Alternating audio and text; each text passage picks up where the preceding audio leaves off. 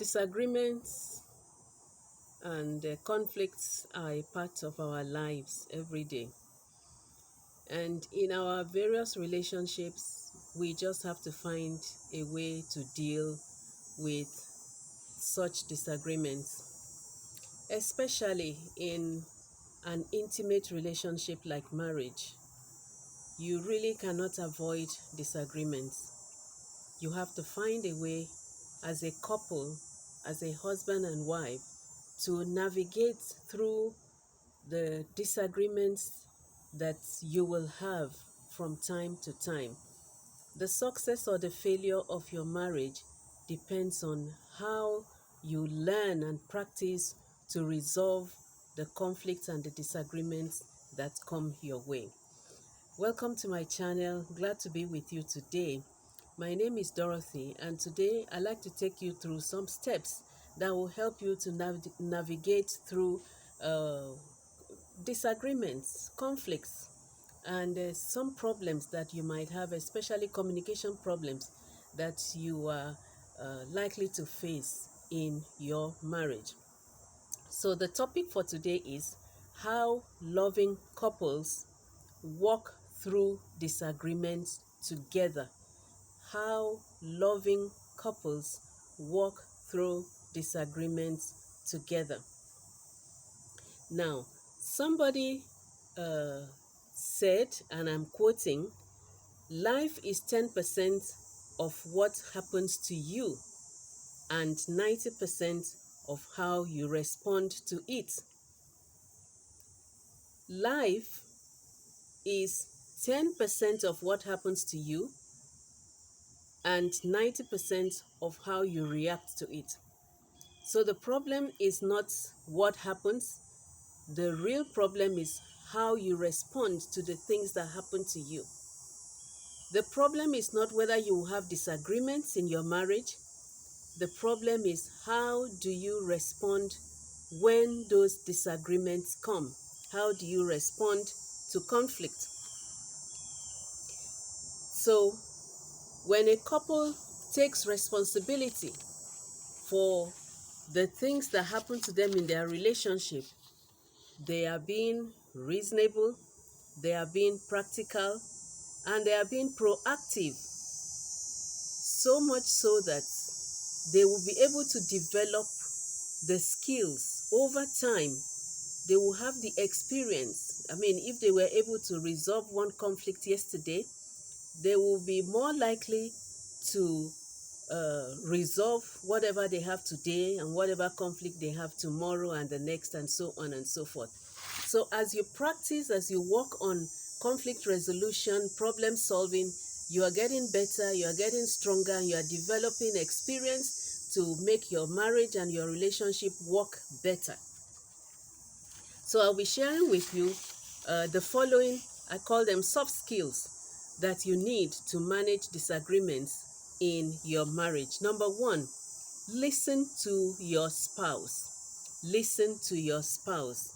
Now, listening and active listening is a skill that every mature person should learn. Active listening. When you learn to listen actively, it shows that you are emotionally mature. Immature people don't want to listen, fail to listen. They are just hearing you, but they are not paying attention to the words you're saying. They don't want to understand you. They are not looking out for what you feel, and they just want to hear what you say so they can respond, so that they can answer back. But listening to your spouse means that you are not just hearing what they are saying. It means you are listening to understand the words that you are hearing. You are hearing some words, but you are also trying to interpret what you are hearing so you can understand what your partner is saying. You are listening to understand. You are listening to see and to feel the emotions behind the words. So you are not just listening to the words, you are listening so you can understand the emotions behind the words. You are listening to also be able to decode the other person's perspective. We are different individuals. We think differently and we perceive situations differently. What I see as letter number 6, someone else might see as number 9. So our perspectives on the same issue sometimes are different. So when you have your own interpretation in your heart, also listen to find out what is the other person's interpretation on the same subject matter that we're talking about. So, for instance, if your spouse is angry that you came home late, that's a topic, that's an issue. You came home late and you did not call, you did not send a text message to say, I'll be coming home late tonight. Now, when you get home and your partner is trying to express their anger, what do you do? How do you react? You react by just listening to them express their displeasure that you did not call, you did not text, you did not say, something was holding you back, you won't be home on time. That is the fact. So you listen, you wait, and allow them to express their displeasure in words, in with their feelings, with whatever. Just allow it to come out. Now, don't stop them and say, oh, you are overreacting, it's nothing. The moment you say you are overreacting to your partner, you are invalidating what they are thinking, you are invalidating what they are feeling, you are telling them that they had no right to feel the way they feel and to say the things they have said. So learn to listen actively. Learn to listen actively. And while you are listening, do not judge your partner. Listening means just listening and allowing them to say what they have to say. And after they have said what they have to say, then you can now say what you have to say while the other person listens. So communication will proceed in the right direction if both of you listen to one another while the other person is speaking. If both of you pay attention to the words of one another while the other person is speaking. If both of you pay attention to your feelings, to your non-verbal cues of one another while the other person is listening. So remember that active listening is one skill that you have to learn and to practice if you want to make your marriage a success. Number 2, attack the problem. Do not attack the person. Attack the problem, not the person. Focus on the topic of discussion. In this case, the topic of discussion is coming home late. So focus on that and don't bring in other issues. Don't bring in anybody's character or personality into it. Focus on that topic of discussion and talk about it until you are able to resolve it. Now, the topic is, why did you come home late? Why did you not call, or why did you not text? Now, those are the facts. Spell out the facts, and when you are responding, when you are answering, respond on the facts. Do not respond in a way that attacks the other person. When you attack your spouse, you are forcing them to become defensive. When you attack anybody, even a child, when you attack anybody, that person will become defensive. So do not attack your spouse. Now, you will be attacking your spouse when you say something like, what is wrong with you? You are always overreacting to matters. You are taking it out of context. You are making a mountain out of a little thing. When you begin to say things like that, you are attacking the person, and that person is going to defend themselves. Now, the next one is the goal of this discussion is to have a resolution. The goal is to resolve the problem.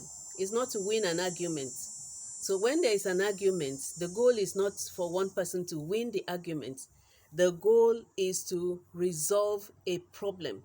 You can win the argument and you can lose the relationship. Now, if you are focused on winning an argument every time, just take note that gradually you will be losing your relationship. You'll be losing the other person. If your focus every time there's an argument, if your focus is for you to win, for you to have the last word in that discussion, just know that over time you will be losing your relationship. You lose a little bit of it today, you lose a little bit of it the next day, you lose a little bit of it the next day, and then over time, over a period of time, you have lost a large chunk of your relationship. You have lost a large chunk of that person. You know, when one person focuses on just winning the argument, what you are doing is you are creating room for emotional disconnect to take place, because the other person will no longer be interested in raising up topics, in raising up issues for discussion, because they know that no resolution is going to come.